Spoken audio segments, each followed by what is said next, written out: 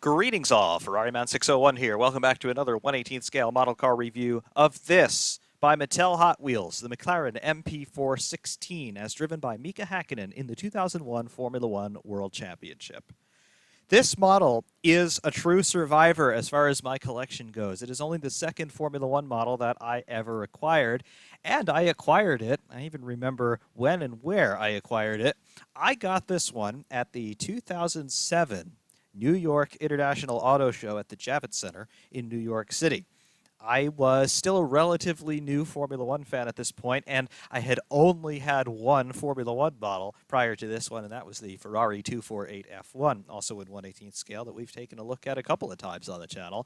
So this one was number two, and I saw it there, and I said, Mika Hakkinen. I know Mika Hakkinen, and hey, it's a McLaren. I don't have a McLaren yet, so let me get one. So there it was. We took it home on the train that day so many years ago, and it has sat in the collection ever since. And I've got to say, for being as old as it is, not only for being a 2001 model of a 2001 car, but for being such an old acquisition for me, it has fared very well over the many years that I have had it. And we bring it to you today in a revisit of a review that we did of it several years ago in hopefully much better lighting and camera work condition. So here it is, the MP416. In terms of the real world, it is not one of the more notable cars of Formula One history. It did not win any world championships in either the constructors or the drivers categories, but it is certainly remembered for two things. One, it sounded absolutely amazing due to some interesting characteristics of its engine that we shall expound upon presently.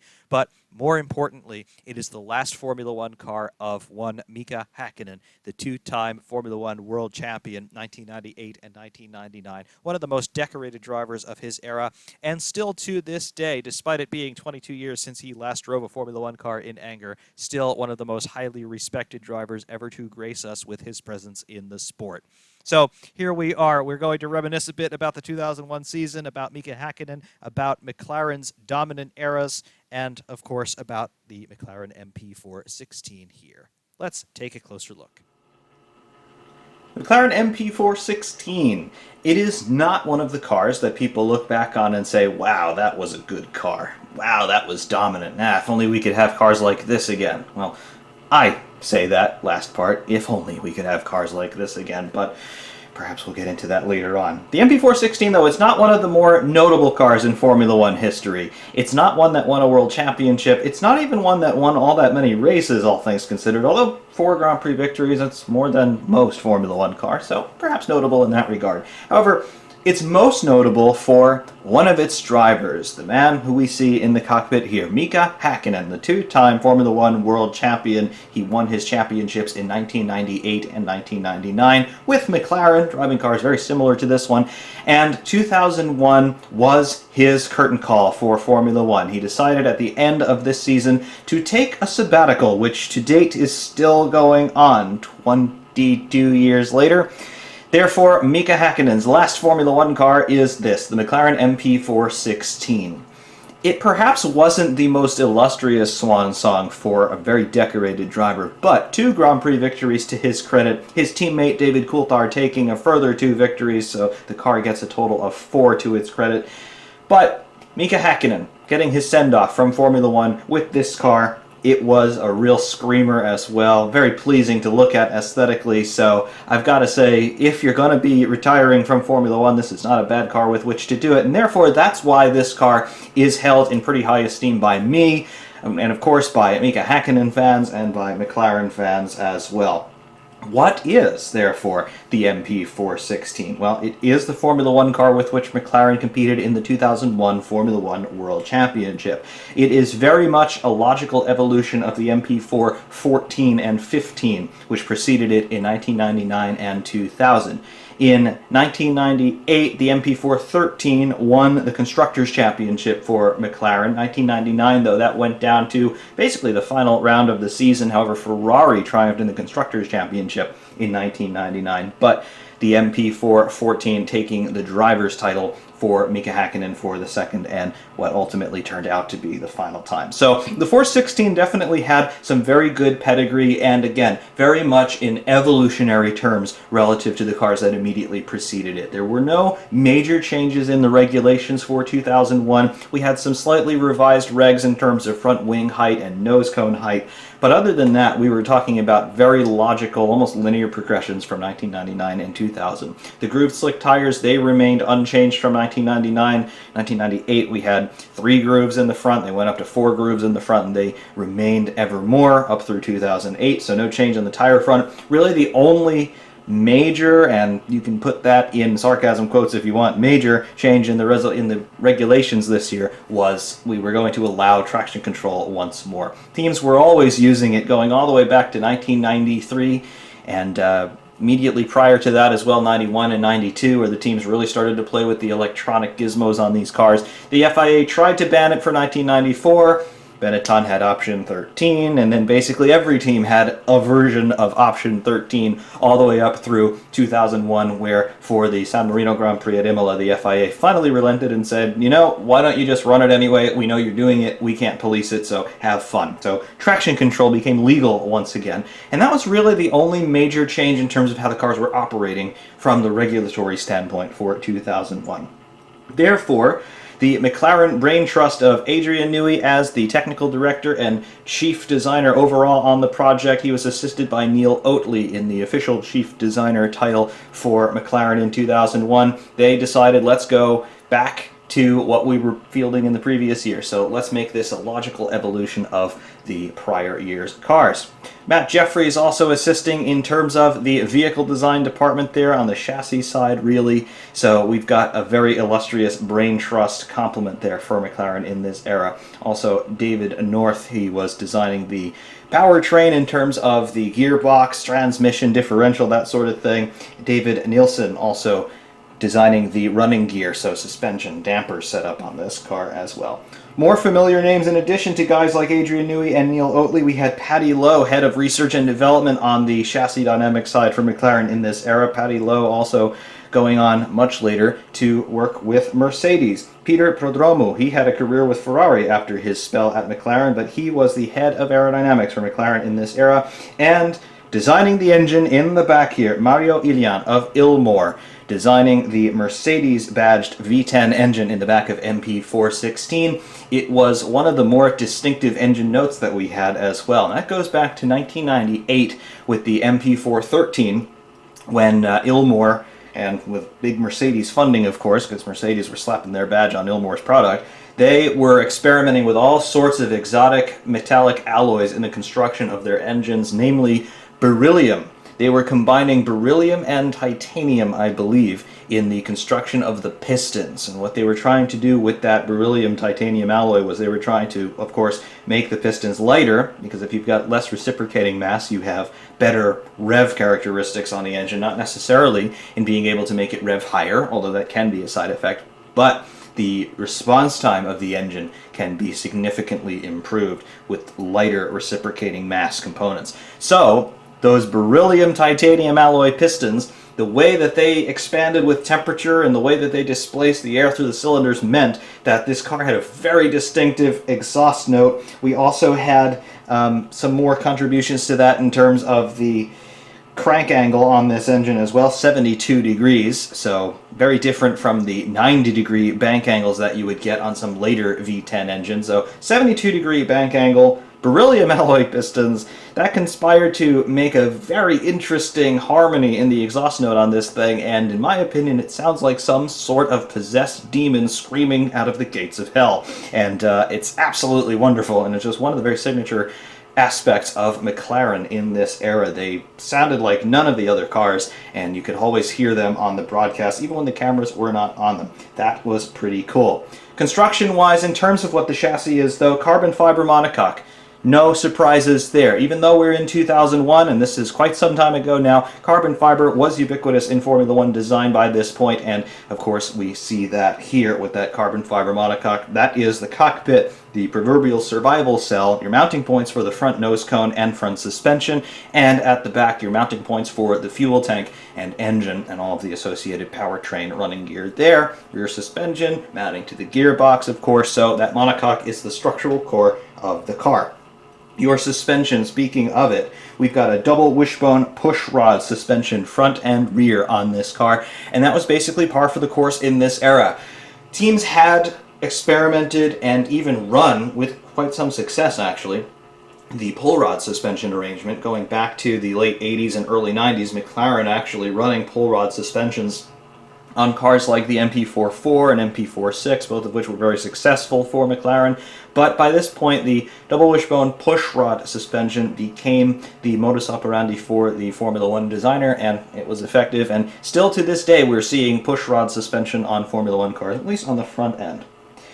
The engine, as we mentioned, it is a Mercedes-badged, Ilmor designed and constructed V10 engine at a 72-degree bank angle. Specifically, it is the Ilmor FO110K V10, 3 liters displacement, naturally aspirated, mounted longitudinally amidships behind the fuel tank. So Mercedes taking all the credit for, of course, financing Ilmor in designing those glorious V10 engines. And again, 72-degree bank angle, a little different from what we would see on later engines in Formula One going up through 2005 and the end of the V10 era. That engine was putting out about 830 horsepower, credited here at 17,800 RPM. I would say actual power figures, they could vary somewhat depending on what point in the season we're talking about, as well as where are we running. Are we in a qualifying session? Are we in a race session? Are we in a practice session? So all of these things would affect the total power output. However, 830 horsepower is what we've got here. I would say in qualifying at the end of the season, probably getting a bit closer to 900, probably in the 870 to 880 range. And again, absolutely stratospheric revs in this era. In excess of 18,000 by the end of the season for sure. The fuel and lubricants, of course, provided by Mobil, as you would see by that engine cover sponsorship, and the tires, interestingly, Bridgestone. Those Bridgestone Potenza brandings on the sidewalls of these tires, yep, that is correct. McLaren were a Bridgestone team in this era. Of course, we remember McLaren being a Michelin team going into 2003 or so, but no, in this era we were running Bridgestones on the McLaren, so that is rather interesting. Competition history. The MP4-16 only ever competed for McLaren International in Formula One in 2001. It was driven for the balance of the season by Mika Hakkinen, who we see in this car, and David Coulthard. They were cars number 3 and 4 respectively.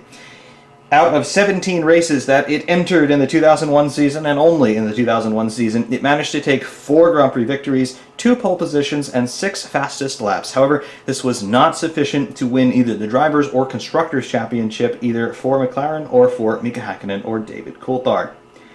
Specifically, competition history, though, on it. The car took its first victory in the hands of David Coulthard at the Brazilian Grand Prix in 2001. Coulthard would follow that up 2 races later with a victory in Austria in round 6 of the championship. Mika Hakkinen would have to wait until round 11 and the British Grand Prix to take his first win of the season, and he would follow that up very famously at the penultimate race of his Formula One career, the United States Grand Prix at Indianapolis, taking his final Grand Prix victory. That was win number 20 for Mika Hakkinen. So one of the more decorated drivers of his era, and certainly one of the most highly revered drivers in Formula One history, Mika Hakkinen, finishing his Formula One career still winning, so absolutely a great send-off for a great driver. Stopping our rotation here and getting a closer look at what's going on, generally speaking, with the design of MP4-16. Well, first of all, starting here on the front end, what do we see? Well, we see something that by modern standards looks utterly prehistoric in terms of what we're doing here, in terms of the front wing and nose cone geometry here.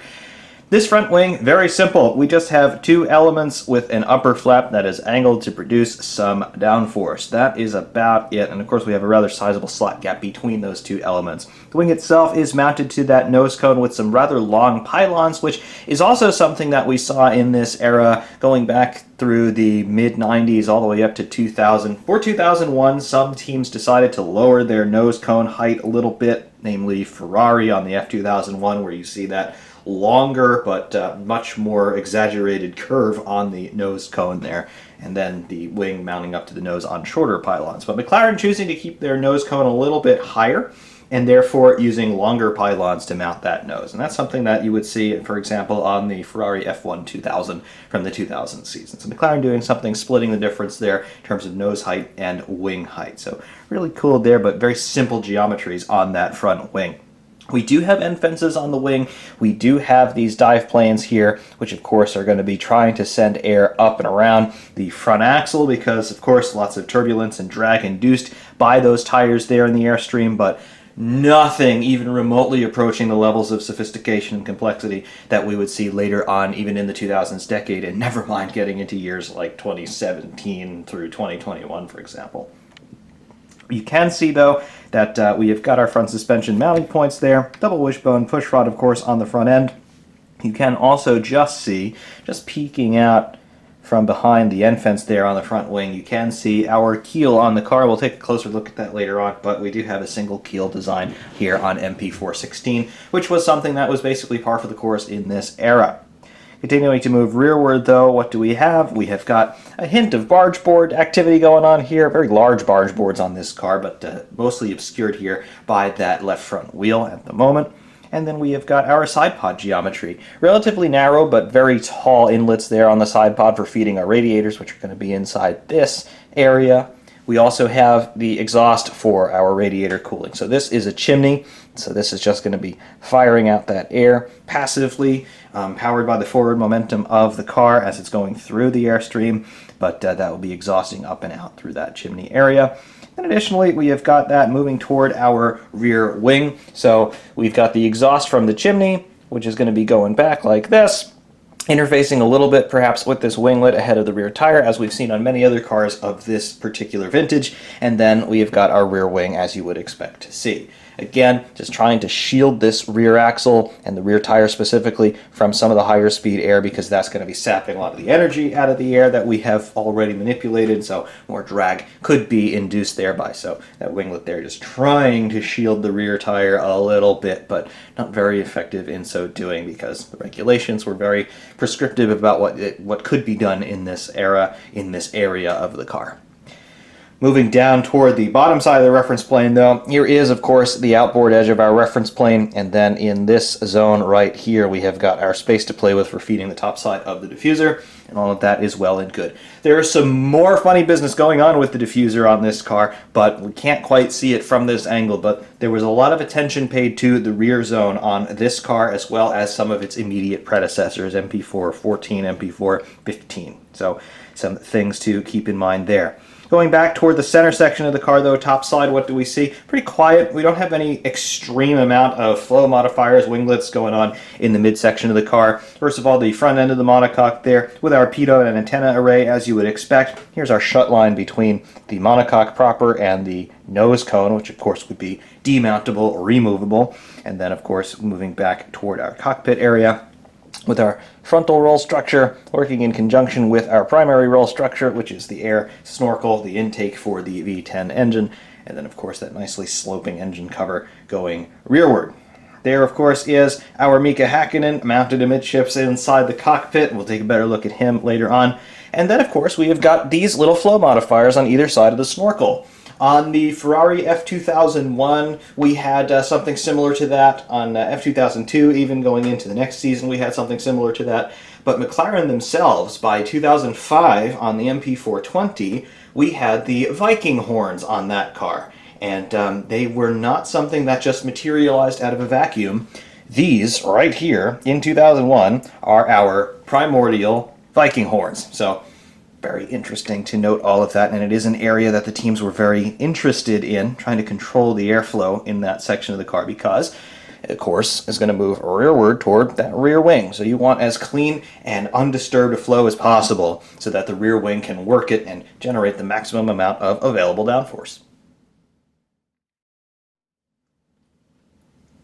Taking a look nose on here at MP416, what do we immediately see? Well, you can see now in a little bit better presentation that front wing, and you can see just how simple it is. Absolutely dead straight across in its longitudinal profile, nothing tricky going on here in terms of the geometry. We do have ever so slightly a bit of latitudinal angle of attack from outboard to inboard here toward the center section of the wing. That is just the very primordial beginnings of those spoon wings that we would later see really beginning in 2005 when the FIA would further revise these wing height regulations. But you can see already here in 2001 guys like Adrian Newey and Neil Oatley already starting to think about this. And they just dialed in the slightest bit of angle of attack on that front wing. So really interesting to note there. This upper flap, though, as you can see, dead straight across, and it just is angled upward so that we can get the air starting to move across the wing and then shot up as it goes behind the wing. And that's the beginning of our topside downforce generation on this car. We can also see across the front axle here our double wishbone and pushrod suspension. You can see the pushrods coming up here at roughly 45-degree angles relative to the ground, and then going into the sides of the monocoque on either side there, where our dampers would be mounted underneath various hatches so that they could be serviced in the garage by the mechanics. But real cool. Obviously, the suspension geometry easy enough to see. These very thick upper wishbones as well. Obviously, lots of loading going through the suspension, and they need to be plenty strong. I don't believe that all of the cars were running strictly carbon suspensions in this era. I do believe that they were, in some cases, still running steel suspensions or a metal alloy of some sort in the suspension design. McLaren at this point probably were running entirely carbon suspensions, but it was not yet quite a universal on all of the cars because this stuff is mighty expensive. And Formula One, although it was a very expensive proposition even in this era, it was not quite as expensive as it is even today, for example. Even in the era of cost management and cost cutting and cost caps, Formula One is still far more expensive today than it was back in 2001. Mostly because things are homologated. The teams do not have the option to run a steel suspension if they wanted to, but in this era, things were much more free in terms of the fine details of the regulatory environment, so teams could do things like that and save some money in the long run, although perhaps it wasn't as competitive. But yes, just very thick upper wishbones on this McLaren. Of course, that is being compounded a little bit by there being a tie rod, obviously because we do have working steering on the model, and of course on the real car we had working steering as well, I would hope. So a little bit thicker as well because your tie rod runs through there. Top side of the monocoque, though, you can see through that nose cone and then the upper surface of the monocoque, things are very flat and quiet, as you would expect to see. Just our antennas and pitot array, as you would expect. And then moving back toward the cockpit area, you can see just how low the driver sits in a car like this. He is just sort of peering out a little letterbox over the top of the monocoque. And of course he does have even a little windscreen in front of him, which actually does serve the purpose of just trying to divert some of the high-speed air around his helmet so that it's not terribly limiting in terms of buffeting. So it's going to be better for his vision, actually, to limit that buffeting. But also, you can see that air intake snorkel there for the engine. Very nice triangular shape, very clean as well. You can see that they're trying to limit its frontal area to limit the drag that it's creating, but you can also see the effect of those two winglets on either side of the intake snorkel, just trying to, again, add some conditioning to the air toward that rear wing, trying to create more of a laminar flow because, again, the driver's helmet being there, although we're trying to divert some of the high-speed air around it via that windscreen, we're still going to have some turbulence generated by that roughly spherical object in a high-speed airstream. So we're trying to limit that, trying to recondition that air, make it straight so that when it goes to that rear wing, we're not dealing with turbulence off of our own car and therefore sapping some of the efficiency of our rear wing. On either side of the cockpit, though, you can see our wing mirrors on either side. Very cool. Right there and right there. Very nice. You can even see the Sun Microsystems branding on them. So many interesting companies were sponsors on the cars, all of the cars in this era, but this one in particular, I remember seeing TV commercials for all of these companies. Some of them don't really exist anymore, at least not in this name, so definitely getting a blast from the past in my own mind, taking a look at the livery on this car, but it was a very smart one. These West McLarens, as they were at the time, the title sponsor West Tobacco, of course not seen on this model, but they were the ones who really necessitated the black and silver and white with a little bit of red on the McLarens in this era, and it was absolutely great. When I think McLaren, I think two things. I think the white and red Marlboro liveried cars, and I think about the black and silver West liveried car. So this is absolutely classic in my book, and I think that it fit the overall shape and proportions of these cars very nicely in this era.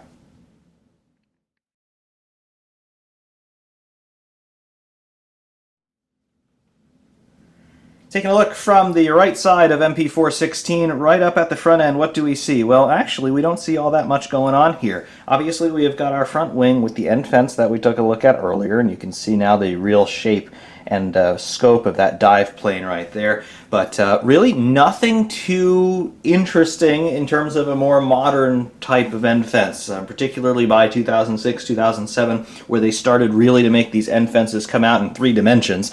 There is a little bit of a blister toward this section here, just trying perhaps to generate just the slightest bit of a vortex through that front suspension, but not quite happening yet in this era. We would have to wait until 05, 06 before we really started to see the front wing end fences being exploited to their fullest extent under this set of regulations. So still some evolution going on design-wise on the front end of these Formula One cars. However, going back to our front axle now, you can see we have got that Bridgestone Potenza tire that is wrapping up this wheel. Very nice spoke design on that. And just inside, you can make out the brake disc and caliper. The caliper is actually over here, not mounted down low where you might more readily expect to see it for center of gravity purposes. But no, it is up here, so an interesting decision on where to mount that brake caliper because it's one of the heavier components unsprung on a car. So ideally, you want to keep it low, but McLaren choosing not quite to do that. Probably for cooling reasons because, of course, your brake duct is about this level here.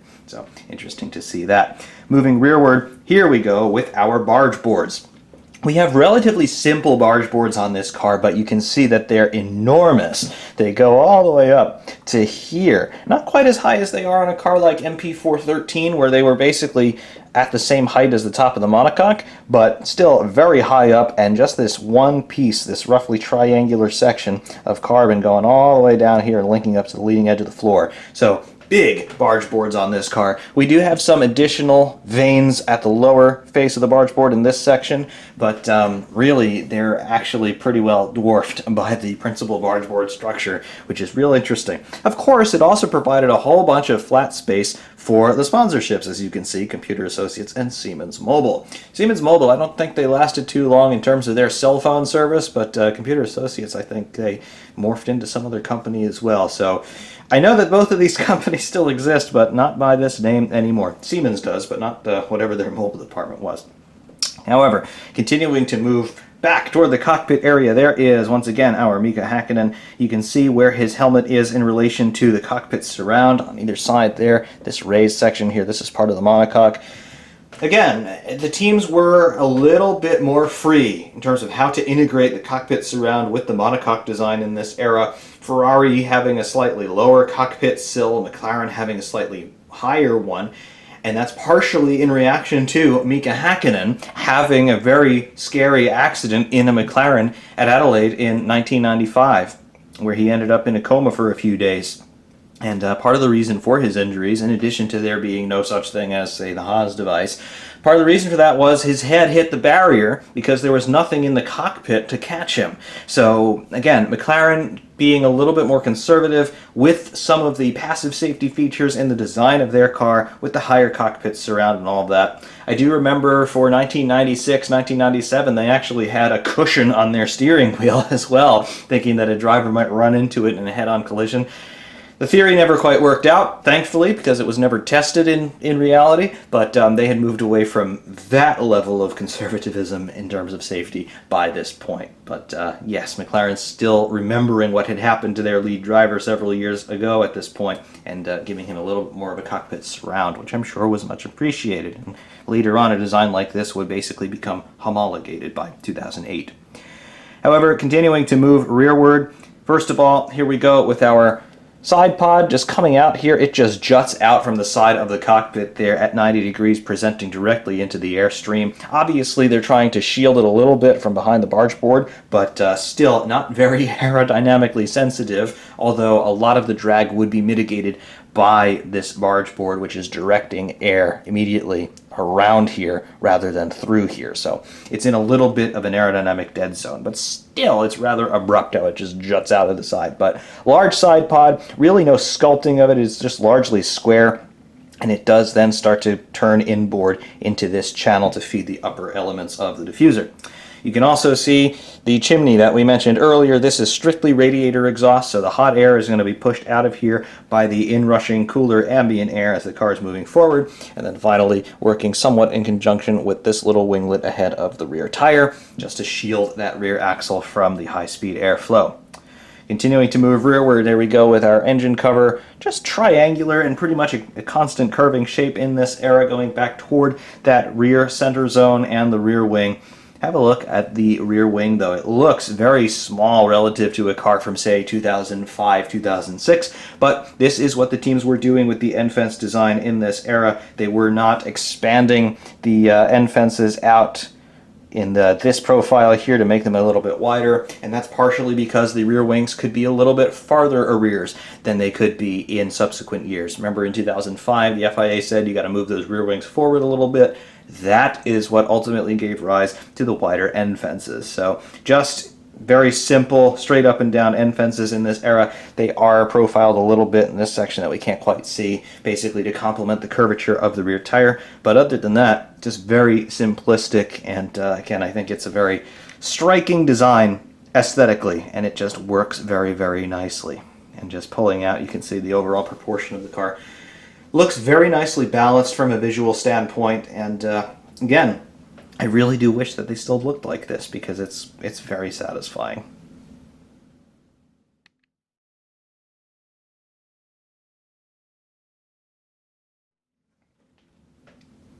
Rear zone on MP416, what do we see here? Well, on the face of it, we don't actually see all that much.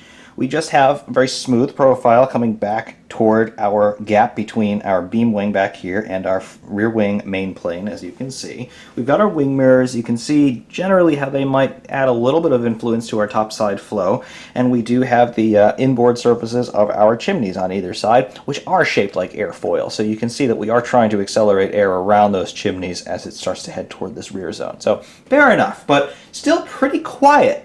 What is the secret going on in here? Well, you don't need to look topside to find it. We really need to look in the diffuser itself to see what's going on. You will notice that there are two features that are notably absent from the topside bodywork here. We would expect to find them in this area. You don't see any exhausts, do you? Nope, they are gone, missing. Did McLaren forget to put exhausts on a car?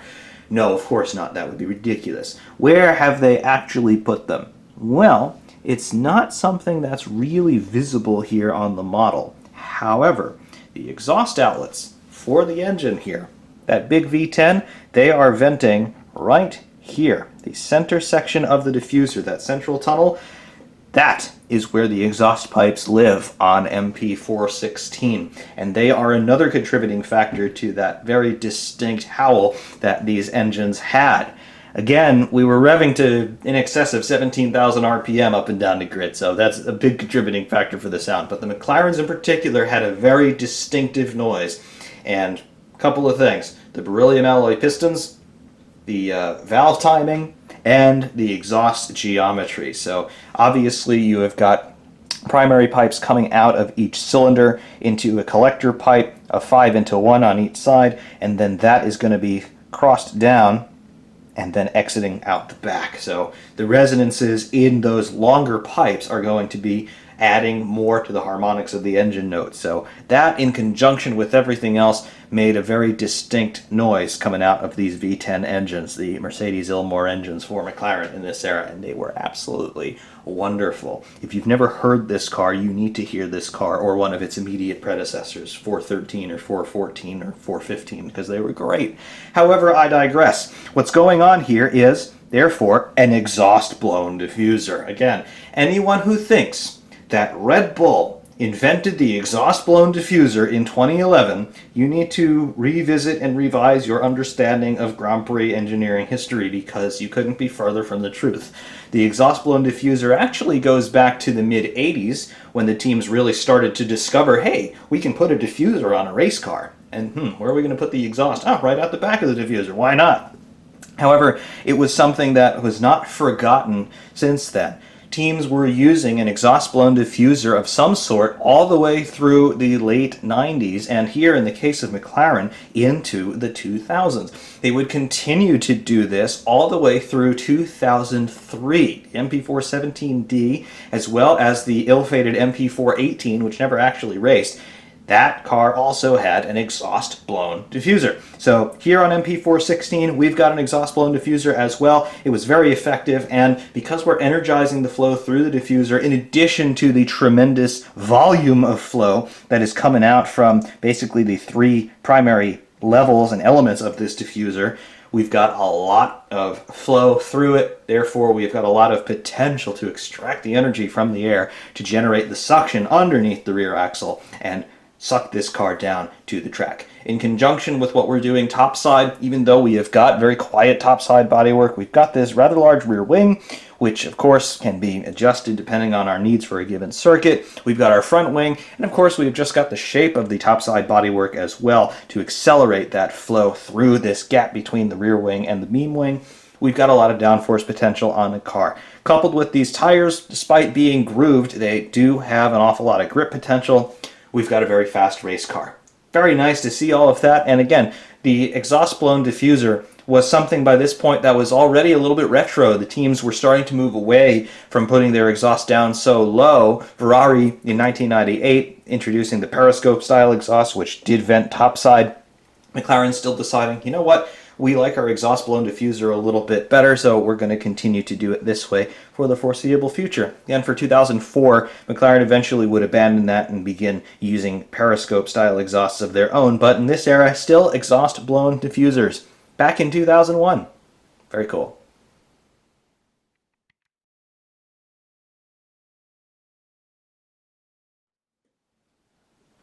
And here, looking at the left side of MP4 16, basically just for continuity, the car is utterly symmetrical left to right, so no real differences here in terms of what we see on the left side versus the right side, but just to give you a quick overview of everything that is going on the car. I just love the lateral profile of this car. It looks very clean, very sleek, but very cohesive, very well put together. You can see that the car is trying to do two primary things. With the quiet topside bodywork, we're trying to reduce drag to the greatest extent possible. However, we are always focusing toward the rear. We have got the big barge boards that are attempting to shield these side pods and the radiator inlets from the highest pressure air so that we generate the least amount of drag. However, we are trying to entrain and attach the flow to the reference plane so that we can start to seal that diffuser, and then we are trying to feed the top side of the diffuser where we can then use our exhaust gas volume and velocity to energize that flow into that area. But very nice stuff here, very nice proportions on the MP4 16. And of course it was an effective race car. Reliability sometimes did not work so well for McLaren even in this era, despite coming off the back of winning a Constructors' Championship and 2 Drivers' Championships. But when it did work, it worked very well. Again, 4 Grand Prix victories to this car's credit, so it was no slouch. But again, just aesthetically, I've got to love this one. Just very clean, very quiet, but also very nicely put together. I still don't understand what people were saying in this era with the cars being too cluttered in terms of aerodynamic devices. I just don't see it on this. Going freehand now on MP416, get a little bit of a closer look at some details that we perhaps could not quite divine from farther out. Here we are on that front wing that we mentioned, how simplistic it is, particularly by modern standards, and you can see that that is absolutely the case here. Just two elements straight across, the slightest bit of pitch dialed in terms of the latitudinal axis there from outboard to inboard to the center section of the wing, but otherwise just dead straight across, and that upper flap there doing all of our downforce generation. A little bit being done by the lower flap because, of course, if we can close down that slot gap between the ground and the lower surface of the wing, we can accelerate the flow, and the faster the flow goes, the lower pressure relative to an adjacent surface. However, not particularly a concern in this era on this particular car, but definitely happening to some extent. Also here you can see the end fence detail. You can see a little bit of a vortex channel underneath the end fence, but predominantly just that dive plane you can see right there. Cool. Also, there is our keel structure. Single keel car. You can see the lower wishbones mounting to that keel structure, as you would expect to see in this era. Cool. All of our livery detail on the nose cone looks good. This car is a very old one to me. I got this one back in 2007. It was only the second Formula One model that I ever got. So it is the second oldest in terms of order of me acquiring it. And it survived pretty nicely. Some small little nicks here and there with some of this decal wrap that is missing, because a lot of this livery is actually a decal wrap rather than paint. So you can see some bubbles in it in places, but for the most part, it is still okay, and very, very interesting, and good craftsmanship in this era by Mattel, all things considered. Additionally, though, the nose cone geometry, very wide and very flat, going up to the junction with the monocoque. Very cool. There's our pitot array and antenna, just two elements there. On the top side of the monocoque with our little roll structure, and then our cockpit area. There's the windscreen that we mentioned earlier. It even has its own little Kenwood decal. Very cool. And then our Mika Hakkinen. Decent enough detail on him. The shape of his helmet, perhaps it's a little bit strange, but it does the part. It looks decent enough. And actually, it's similar in shape to the Mini Champs Mika Hakkinen that I've got on my MP4 13 model that we've taken a look at a long time ago now. But similar shapes, which is interesting to note. You can see the decal work on him. Some cracking starting to happen in some areas on this decal, but everything's still legible and it still looks well enough, and these imperfections don't really show up unless you're being particularly discerning in your examination, so pretty good. You see the lower side of his helmet there as well with more sponsorship, both his personal and team sponsors. And that little McLaren Kiwi logo there on the side of the visor. Looks cool. Computer Associates across the visor as well. And then the driver's suit. The seatbelt detail, it's just a sticker, but it's there. And then, of course, we do continue to have some sponsorship detail on the sleeves of the driver's suit as well, which is interesting. There's the back side of the steering wheel. No real paddle detail on the steering wheel, either for gear shift or clutch, but the steering wheel is there. You will note that the steering wheel on this particular car does not appear to be accurate in terms of what Mika Hakkinen preferred. The steering wheel here appears to be more indicative of the roughly circular one that David Coulthard preferred in this era. We would call this sort of the extended butterfly, versus Hakkinen, the upper triangular sections on this wheel that we can see. Hakkinen didn't like those, and he just liked a more traditional butterfly shape without the circular grips near the top. But interesting to see, and it is correct in terms of being a McLaren steering wheel of the era, so we can give it a pass on that. Also, you can see a bit of the display unit detail on that dashboard, which we'll see from another angle shortly, but cool stuff in the cockpit nonetheless, despite the age of the model and despite the age of the car that it represents. Pretty cool stuff. Also, additionally, here you can see those wing mirrors again on either side in a more or less traditional location. You can see the cockpit surround with the little flow modifiers just behind it, just to help steer some air over this top side bodywork toward that beam wing. Very cool. And then, of course, our engine cover, our intake snorkel, and our proto-Viking horns there, these little winglets, just smoothing out some of that flow before it gets to the rear wing. Very, very nice. Radiator inlets. There is no attempt at a radiator matrix in here, but you can obviously see that it is an opening in the bodywork, and you can see how narrow it is, but also how tall it is. So we're still intaking a very large amount of air, but we're doing it in the vertical plane rather than the horizontal plane. And this is to try and cut down the amount of drag that's caused by presenting the frontal area of those side pods to the onrushing airstream. Somewhat effective, I suppose, but you can see that McLaren would eventually push this a little bit too far, because this side pod geometry does not look all that different from that of the MP4 18, and that's the ill-fated car that never raced, because it was just never reliable enough to do a Grand Prix distance without too much drama. So you can see that McLaren already here in 2001 were experimenting with these lower, slimmed-down profile side pods, and eventually they pushed it just a little bit too far. However, you can see what the slimming down of the side pod does to our reference plane. You can see that we have got this gap between the side of the side pod and the outboard flange of the reference plane, and that is just going to help the air to entrain itself as it comes off of these barge boards that we can see. Traditional in terms of where they're mounted, but not at all traditional in terms of their shape and size. They are huge, and they're huge even relative to what Ferrari were doing in this era, and they were running some rather large barge boards themselves. But these are even bigger, and you can see that they are just this wonderful continuous curving shape. A little bit of a flap over the top profile here, but really you can see these ancillary barge boards that are just part of the primary barge board. They're the same panel, and they are just sort of curving out from underneath that front suspension.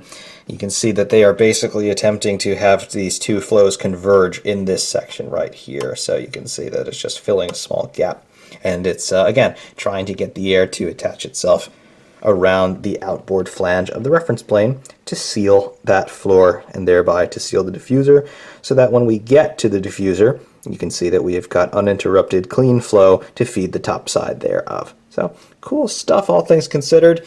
Moving up to the top side of the rear zone, you can see things are very clean and very quiet. We don't have any exhaust, obviously, coming out of the top side, so it's just the flow coming across the engine cover and across the side pods through our chimneys. And you can see that those chimneys are shaped like airfoils to some extent. And you can see how they're just trying to get that flow to converge toward the center line of the rear zone. And then, of course, we've got our rear wing and beam wing back here. All looks well and good, very nice. No real complaints about that from me. And again, it's just a very visually cohesive car, and you can see what its overall purpose in life is. We're trying to give that rear zone clean airflow and also generate the least amount of drag as possible before that rear zone with some of our slimmed down profiles of things like the side pods, and by keeping the upper surfaces of the bodywork as clean and clear as possible. Taking a look into the cockpit now, looking in from the right rear, and you can see the continued detail that's going on with the steering wheel. Again, not necessarily the correct steering wheel for Häkkinen's car, but a correct McLaren steering wheel of the era. You can see its roughly circular shape, a rarity even by 2001 to see a circular steering wheel in a Formula One car, but nonetheless here it was. Obviously not a continuous rim, but nears makes almost no difference, just with that cutoff in the center there, so that the drivers could see the display unit, which is right there in front of the steering wheel. No decal on that display unit, but you can generally see its shape. Just a simple LCD panel.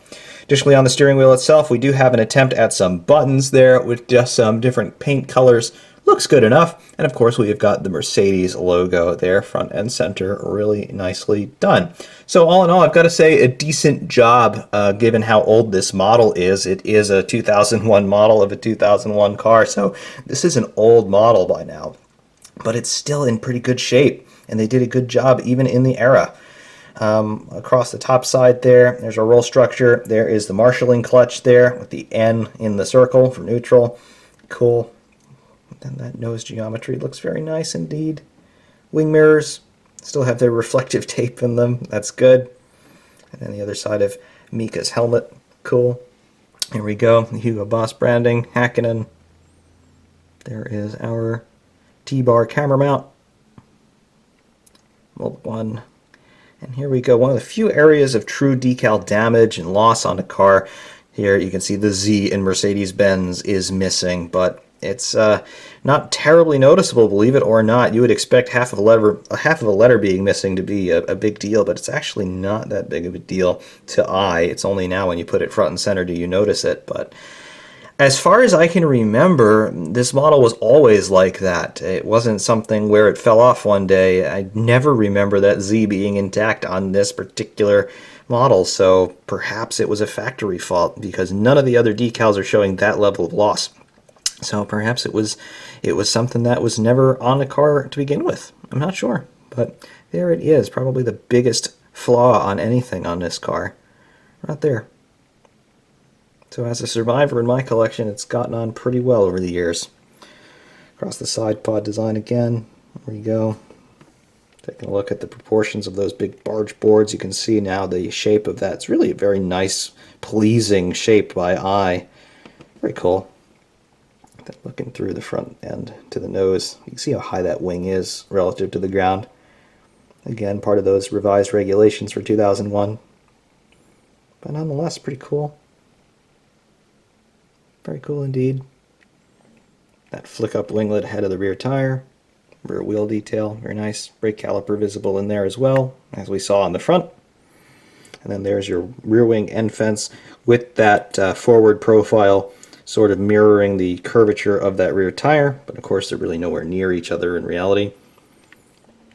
And then our rear wing, rear crash structure, which is much smaller than you would see on a modern car for sure. But there it is, with our rain light integrated and our tow hook. Back here is our diffuser. You can see the outlets here for that central tunnel, integrating exhaust outlets as well. Very cool. And of course the beam wing just above. Really, all in all, very, very nice lines on this car. Wasn't the best on the grid, but again, 4 Grand Prix victories, nothing to sneeze at. And really, more importantly, over the years, it's remembered as Mika Häkkinen's send-off. So a great car to write your swan song in Formula One, and still managing to take 2 wins in your own right, including at the British Grand Prix, which is still one of the most prestigious events of the whole season. So again, not a bad final year for Mika Häkkinen. And finally, a look at the underside of MP416. What do we have here? Well, there is our front wing, of course. You can see now quite plainly the slot gap between the elements there. And our front suspension with our keel right here. Our lower wishbones partially mounting to the keel in this section. And again, the keel is something that we no longer see on Formula One cars, but in this era it was pretty much par for the course. Zero keel designs wouldn't really start coming about until 2005 through 2007 is when really everybody started to integrate that zero keel design. But here in 2001, keels were the name of the game on the front end. So interesting to note all of there. There are the barge board supports. You can see here through the underside now quite plainly. And then of course our diffuser, the step plane, and of course the legality plank through here. Very cool. I like all of that. Interestingly, other than on Mini Champs models or later Mattel models, what we do not see here is any carbon texturing anywhere on these black surfaces. Oftentimes you would see carbon texturing on the under tray of these Formula One cars. You would also see it on the suspension elements in some cases.